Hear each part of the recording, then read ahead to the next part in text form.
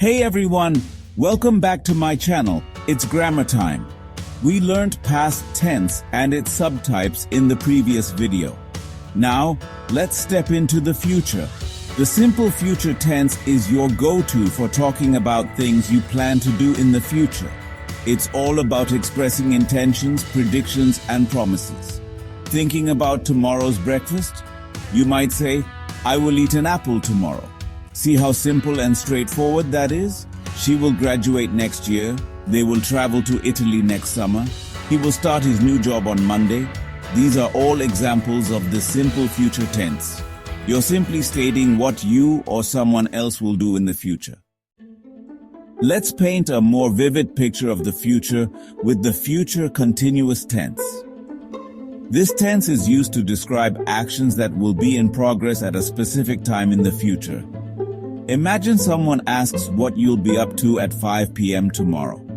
You could say, I will be eating an apple at 5 p.m. You're letting them know that at that exact moment, you'll be in the middle of enjoying your apple. She will be working on her presentation all afternoon. They will be playing tennis at the club tomorrow morning. He will be flying to London this time tomorrow. These are all examples of the future continuous tense. Take a note of how the future continuous tense compares with other tenses. Now, let's take a peek into a future where something will already have happened by a specific point in time. That's the magic of the future perfect tense. Picture this. Your friend is coming over later, and you want to assure them that the apple would be long gone by the time they arrive. You could confidently say, I will have eaten the apple by the time you arrive. See how we used will have and eaten to show that the apple eating will be a done deal before your friend gets there. She will have finished the report by Friday. They will have moved into their new house by Christmas. He will have graduated from university by next summer.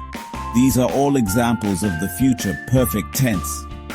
And this is how future perfect tense differs from other tenses.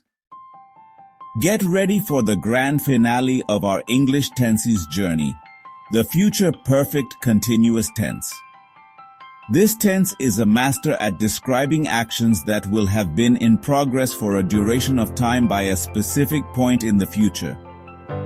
Imagine you're planning to really savor that apple tomorrow. You could say, I will have been eating this apple for an hour by the time you arrive. You're emphasizing how long that delicious apple eating session will have been going on before your friend joins you. She will have been studying English for 5 years by the time she moves to London. They will have been living in their new city for a year by next spring. He will have been working at the company for a decade by the time he retires. These are all examples of the future perfect continuous tense in its full glory. Finally, notice how the verb form changes in the future perfect continuous tense. Wow, we've covered a lot of ground today. You've officially leveled up your English grammar skills by mastering all 12 English tenses. Remember, practice makes perfect, so don't be afraid to experiment with these tenses in your everyday conversations and writing.